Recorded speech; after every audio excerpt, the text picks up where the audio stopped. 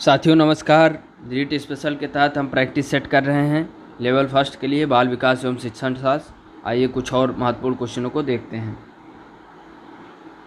कौन सी बहुबुद्धि सिद्धांत की आलोचना है?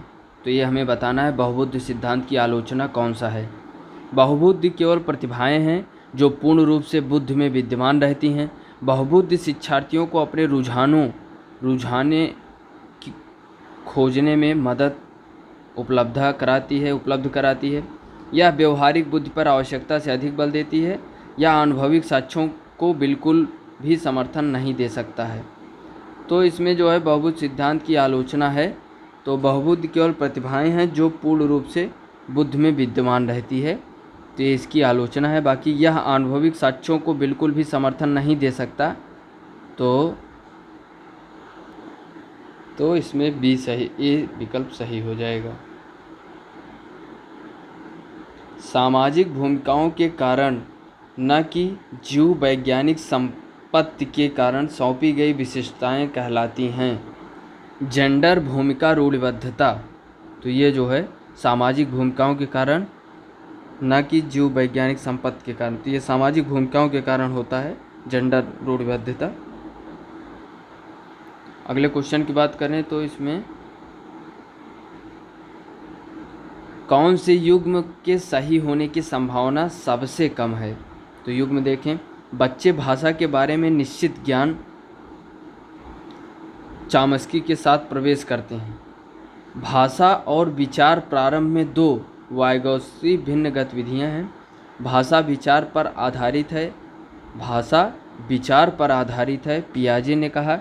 तो इसमें से हमें बताना है कि संभावना सबसे कम है। भाषा वातावरण में एक उद्दीपक है, B.F. स्किनर, तो ये जो है इसकी सही होने की संभावना सबसे कम है। बाकी बच्चे भाषा के बारे में निश्चित ज्ञान चामस्की के साथ प्रवेश करते हैं। भाषा और विचार प्रारंभ में दो वाइगोत्स्की भिन्न गतिविधियां हैं। भाषा विचार पर आधारित है, तो ये कथन सब सही है। कौन सा अधिगम को अधिकतम करने के लिए सर्वाधिक उचित है? तो अधिगम को अधिकतम करने के लिए सर्वाधिक उचित, तो शिक्षिका को अपनी संज्ञानात्मक शैली के साथ साथ अपने शिक्षार्थियों की संज्ञानात्मक शैली की पहचान करनी चाहिए। और शिक्षार्थियों में व्यक्तिगत भिन्नता को सहज बनाने के लिए समान शिक्षार्थियों के जोड़ बनाए जा सकते हैं। अधिकतम परिणाम लाने के लिए शिक्षक केवल एक अधिगम शैली पर ध्यान केंद्रित करता है। समान सांस्कृतिक पृष्ठभूमि वाले शिक्षार्थियों को एक कक्षा में रखना चाहिए ताकि मत वैभिन्न से बचा जा सके। तो इसमें सही हो जाएगा कि शिक्षिका को अपनी संज्ञानात्मक शैली के साथ साथ अपने शिक्षार्थियों की संज्ञानात्मक शैली की पहचान करनी चाहिए। के अतिरिक्त निम्नलिखित सभी सीखने के रूप में आकलन को बढ़ावा देते हैं। तो क्वेश्चन नंबर 5 है, के अतिरिक्त हमें बताना है। पहला विकल्प है कि शिक्षार्थियों को आंतरिक पृष्ठपोषण लेने के लिए कहना, अवसर लेने हेतु शिक्षार्थियों के लिए एक सुरक्षित वातावरण का निर्माण करना, पढ़ाए गए विषय पर मनन करने के लिए शिक्षार्थियों को कहना, जितनी संभावना हो शिक्षार्थियों का लगातार परीक्षण लेना। तो इन सब में सही क्या हो जाएगा कि जितनी संभावना हो शिक्षार्थियों का लगातार परीक्षण लेना। तो इसके अलावा सभी क्या हैं, आकलन करने के तरीके हैं। यानी शिक्षार्थियों के आंतरिक पृष्ठपोषण लेने के लिए कहना, अवसर लेने हेतु शिक्षार्थियों के लिए एक सुरक्षित वातावरण का निर्माण, और पढ़ाए गए विषय पर मनन करने के लिए शिक्षार्थियों को कहना। तो ये सभी क्या हैं, सीखने के रूप में आकलन को बढ़ावा देते हैं। ये नहीं है क्योंकि लगातार परीक्षण जो है ये बहुत अच्छी चीज़ नहीं होती। इससे बच्चे डिमोटिवेट होते हैं और डिमोरलाइज होते हैं। तो क्या होता है, उनकी सीखने की प्रक्रिया घटती है। बार बार एग्ज़ाम और उनके ऊपर मानसिक दबाव ज़्यादा पड़ता है, तनाव की स्थिति उत्पन्न होती है। निम्नलिखित में से के अतिरिक्त सभी के कारण अधिगम अक्षमता उत्पन्न हो सकती है। शिक्षक की शिक्षण शैली, जन्म से पहले माँ द्वारा मदिरा सेवन, मंदबुद्धिता, शैशव काल के समय दिमागी बुखार। तो शिक्षक की शिक्षण शैली के अतिरिक्त सभी के कारण अधिगम अक्षमता उत्पन्न हो सकती है अन्य तीनों विकल्पों के कारण। जब एक बावर्ची खाना पकाते समय खाने को चखता है तो वह क्या मतलब किसके समान है? वह सीखने के लिए आकलन के समान है कि वह आकलन करता है कि उसके द्वारा बनाई गई चीज़ें ठीक है कि नहीं। एक समावेशी विद्यालय ... के अतिरिक्त निम्नलिखित सभी प्रश्नों पर मनन करता है। तो किसके अतिरिक्त और सभी प्रश्न पर मनन करता है? क्या हम यह विश्वास करते हैं कि सभी शिक्षार्थी सीख सकते हैं? क्या हम अधिगम योग्य परिवेश की योजना बनाने पर और उसे प्रदान करने के लिए समूह में कार्य करते हैं? क्या हम विशेष बालक को बेहतर देखभाल उपलब्ध कराने के लिए उचित तरीके से उन्हें सामान्य से अलग करते हैं? तो क्या हम शिक्षार्थियों की विविध आवश्यकताओं को पूरा करने के लिए युक्तियां अपनाते हैं? तो इसमें क्या नहीं है? सी विकल्प नहीं है और बाकी सभी मनन करने योग्य हैं। अंतरपरक अनुदेशन है, तो अंतरपरक अनुदेशन क्या है? सीखने का आकलन अंतरपरक अनुदेशन है।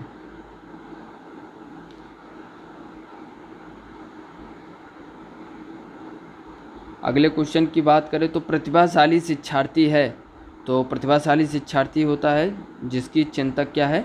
अपसारी चिंतक है।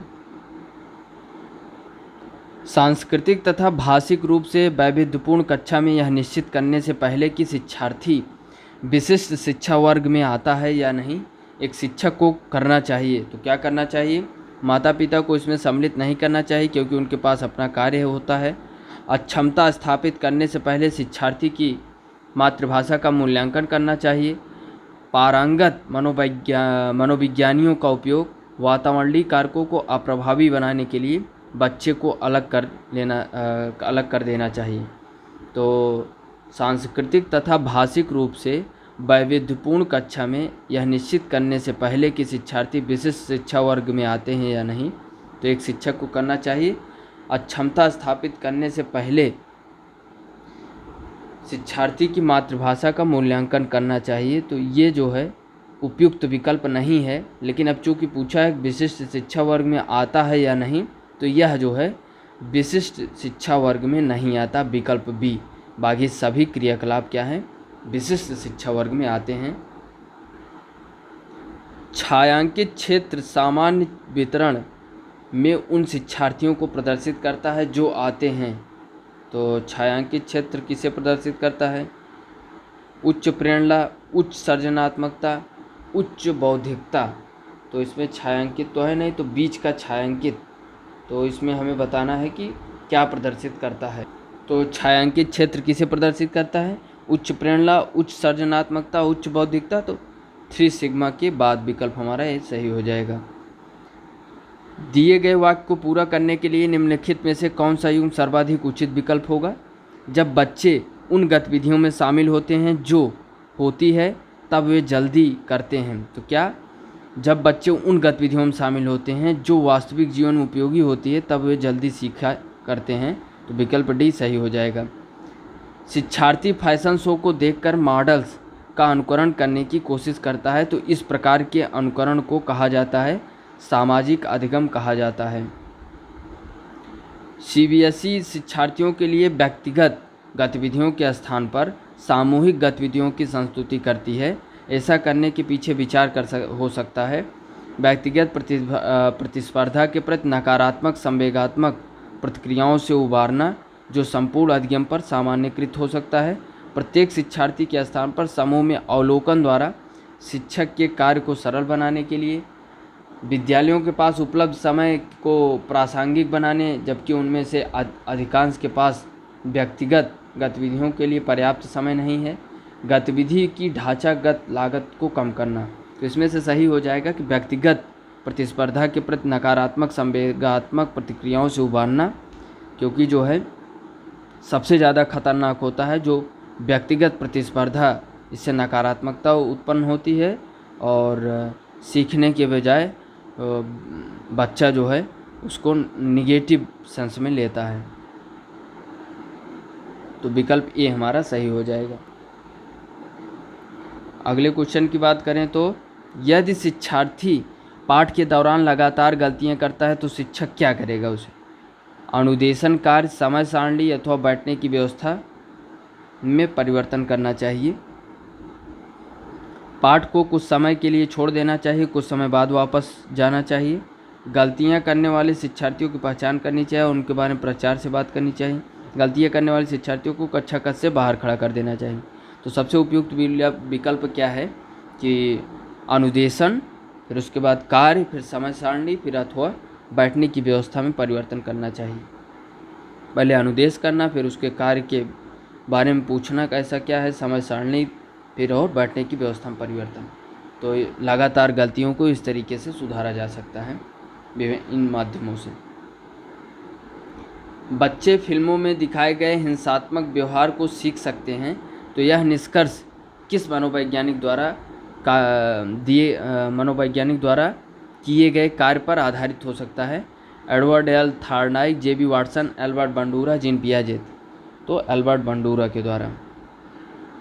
के अतिरिक्त निम्नलिखित कुछ तकनीकें हैं जो परीक्षा के कारण होने वाली चिंता को दूर करती हैं। प्रश्न पत्र की संरचना, पैटर्न से परिचित कराना, परिणाम के बारे में बहुत अधिक सोचना, समर्थन प्राप्त करना, विशिष्टताओं पर बल देना। तो परिणाम के बारे में बहुत अधिक सोचना, ये जो है के अतिरिक्त, मतलब ये जो है अच्छा नहीं है, लेकिन इसमें पूछा है कि किसके अतिरिक्त जो परीक्षा के कारण होने वाली चिंता को दूर कर सकती है, तो इसी को अगर हटा दिया जाए तो बाकी सभी विकल्प हमारे तकनीकी रूप से सही हैं। ब्लूम की टैक्सोनॉमी की पदानुक्रमिक व्यवस्था है, तो ब्लूम की टैक्सोनॉमी संज्ञानात्मक उद्देश्यों की पदानुक्रमिक व्यवस्था है। आबासा 3 शिक्षार्थी हैं जो अंग्रेजी पढ़ाते हैं। आ को यह विषय रोचक लगता है और वह सोचता है कि यह उसके विषय में सहायक होगा। बी अंग्रेजी इसलिए पढ़ती है क्योंकि वह कक्षा में पहला स्थान प्राप्त करना चाहती है। सा अंग्रेजी विषय इसलिए पढ़ता है क्योंकि उसका प्राथमिक सरोकार उत्तीर्ण होने वाले ग्रेड्स पर प्राप्त है। तो आ, बा और सा का उद्देश्य क्रमशः है। तो आ जो है जिसको यह विषय रोचक लगता है अंग्रेजी का, तो वह अनुकूलता, और बा निष्पादन, और सा जो सिर्फ ग्रेड्स पाने के लिए, तो निष्पादन उपेक्षा के लिए कार्य करता है। अगले क्वेश्चन की बात करें तो निम्न में से कौन सा मिलान उचित है? शारीरिक विकास, वातावरण, संज्ञानात्मक विकास, परिपक्वता, सामाजिक विकास, वातावरण, संवेगात्मक विकास, परिपक्वता। तो सामाजिक विकास, वातावरण, यही सबसे उपयुक्त विकल्प है। हालांकि यह स्पष्ट रूप से उनकी सुरक्षा आवश्यकताओं का उल्लंघन में थे, यानी उनकी सुरक्षा आवश्यकताओं के उल्लंघन में थे। कैप्टन विक्रम बत्रा अपने देश को बचाने के दौरान कारगिल युद्ध में मारे गए, संभवतः उन्हें था। तो ये नवीन अनुभव की प्राप्ति की इच्छा, आत्मसिद्धि की प्राप्ति, अपने अपनत्व संबंधी आवश्यकताओं की उपेक्षा, अपने परिवार के नाम की ख्याति प्राप्ति। तो आत्मसिद्धि की प्राप्ति, क्योंकि कैप्टन विक्रम बत्रा देश के प्रति समर्पित हुए और देश के लिए शहीद हुए, तो यह जो है सबसे उपयुक्त होगा कि आत्मसिद्धि की प्राप्ति। उनकी जो सिद्धि थी, हमें देश के प्रति अपना सर्वोच्च न्यौछावर करना है, तो ये जो है आत्मसिद्धि की प्राप्ति सही हो जाएगा। के अतिरिक्त निम्नलिखित सभी तथ्य संकेत करते हैं कि बच्चा कक्षा में संवेगात्मक और सामाजिक रूप से समायोजित है। तो किसके अतिरिक्त? हम उम्र साथियों के साथ मधुर संबंधों का विकास, ये संवेगात्मक और सामाजिक रूप से समायोजित है, सही है। चुनौतीपूर्ण कार्यों पर ध्यान केंद्रित करना और उन्हें दृढ़तापूर्वक करते रहना, यह भी सही है। क्रोध तथा हर्ष दोनों को प्रभावी रूप से प्रबंधित करना, यह भी सही है।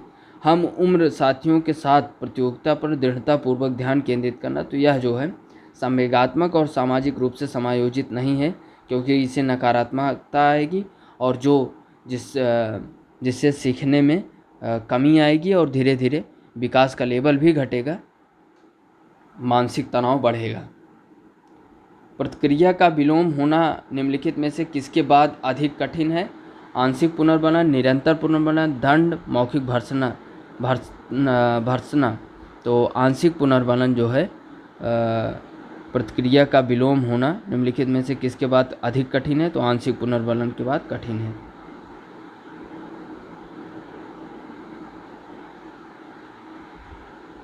कौन सा कथन बच्चे के विकास में परिवेश की भूमिका का समर्थन करता है? तो इसमें से कुछ शिक्षार्थी सूचनाओं का जल्दी प्रक्रमण करते हैं, जबकि उसी कक्षा के अन्य विद्यार्थी ऐसा नहीं कर पाते। पिछली कुल दशाब्दियों में बुद्धिलब्धांक परीक्षा में शिक्षार्थियों के औसत प्रदर्शन में लगातार वृद्धि हुई। एक समान जुड़वा बच्चे जिनका लालन पालन भिन्न घरों में हुआ है। उनकी बुद्धिलब्ध 0.75 के मान उच्च हैं। शारीरिक रूप से स्वस्थ बच्चे अक्सर नैतिक रूप से अच्छे पाए जाते हैं। तो यह इसमें विकास में परिवेश की भूमिका का समर्थन करता है। पिछली कुल दशाब्दियों में बुद्धिलब्धांक परीक्षाओं में शिक्षार्थियों के औसत प्रदर्शन में लगातार वृद्धि हुई है। यह सही हो जाएगा। अगले क्वेश्चन की बात करें, के द्वारा निपुणता अभिविन्यास को प्रोत्साहित किया जा सकता है। तो निपुणता अभिविन्यास किसके द्वारा प्रोत्साहित किया जा सकता है? पहला देखें, शिक्षार्थियों के व्यक्तिगत प्रयासों पर ध्यान केंद्रित करना, शिक्षार्थियों की सफलता की परस्पर तुलना करना, गृहकार्य के रूप में बहुत अधिक अभ्यास सामग्री देकर, अनपेक्षित परीक्षा लेकर। तो शिक्षार्थियों के व्यक्तिगत प्रयासों पर ध्यान केंद्रित करके निपुणता अभिविन्यास को प्रोत्साहित किया जा सकता है, बढ़ावा दिया जा सकता है। समाजीकरण में सम्मिलित है सांस्कृतिक संचरण और क्या वैयक्तिक व्यक्तित्व विकास समाजीकरण में सम्मिलित है। विकल्प बी सही है। एक शिक्षिका दो एक समान गिलासों को प्रदर्शित करती है जो जूस की समान मात्रा से भरे हैं। उन्हें दो भिन्न गिलासों में खाली करती है और जिनमें से एक लंबा है और दूसरा चौड़ा। वह बच्चों को उस गिलास की पहचान करने के लिए कहती है जिसमें जूस ज़्यादा है। बच्चे प्रत्युत्तर देते हैं कि लंबे गिलास में जूस ज़्यादा है। शिक्षिका के बच्चों को कठिनाई है। तो शिक्षिका के बच्चे जो हैं उनको विकेंद्रीकरण की कठिनाई है, क्योंकि वह क्या है कि उन्हें लंबाई और चौड़ाई में ज्ञान कम है और एक तरीके से सेंट्रलाइज नहीं है, वहाँ केंद्रीकरण नहीं है कि प्रोसेस क्या हुआ। जबकि जूस समान था और जूस में कोई बदलाव नहीं था, जूस की क्वांटिटी बराबर थी। तो जो लंबाई वाला पतला है तो उसमें ज़्यादा ऑटोमेटिक दिखेगा, चौड़ाई में कम दिखेगा। तो विकेंद्रीकरण इसमें सही हो जाएगा। जो बुद्धि सिद्धांत बुद्धि में सम्मिलित मानसिक प्रक्रियाएं जैसे पराघटक और बुद्धि द्वारा लिए जा सकने वाले विविध रूपों जैसे सृजनात्मक बुद्धि को शामिल करता है वह है, तो वह स्टर्नबर्ग का बुद्धिमत्ता का त्रितंत्र सिद्धांत है, जिसके द्वारा क्या है कि पराघटक और सृजनात्मक बुद्धि को शामिल किया जाता है।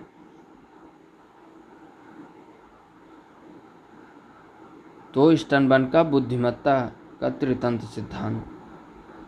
कर्नैल सिंह जो हैं, तो ये वाला हो गया। तो कर्नैल सिंह कानूनी। स्टर्नबर्ग का बुद्धिमत्ता का त्रितंत्र सिद्धांत, उसमें क्या क्या था? विश्लेषणात्मक, सृजनात्मक और व्यवहारिक। तो ये जो है तीन उप सिद्धांत हैं जो स्टर्नबर्ग के तीन उप सिद्धांत हैं। कौन कौन से? विश्लेषणात्मक, सृजनात्मक यानी सृजनात्मक एवं व्यवहारिक। इसी के आधार पर बुद्धि के सिद्धांत का प्रतिपादन किया गया और बुद्धिमत्ता के त्रिसिद्धांत कहा गया इसी को। तो अगले क्वेश्चन की बात करें, कर्नैल सिंह कानूनी कार्यवाही तथा खर्चे के बावजूद आयकर नहीं देते। वे सोचते हैं कि वे एक भ्रष्ट सरकार का समर्थन नहीं दे सकते जो अनावश्यक बांधों का निर्माण लाखों खर्च करती है। वे संभवतः कोलर वर्ग के नैतिक विकास की किस अवस्था में है? तो यह पश्च परंपरागत विकास के अवस्था में है। तो साथियों, ये रहा हमारा प्रैक्टिस सेट लेवल फर्स्ट के लिए, और बाल विकास को और शिक्षण शास्त्र को हम खूब अच्छे तरीके से सीख रहे हैं। तो और सीखने के लगातार प्रयास कर रहे हैं, विभिन्न प्रैक्टिसों के माध्यम से जुड़िए और सीखने का प्रयास करेंगे हम लोग। धन्यवाद। जय हिंद।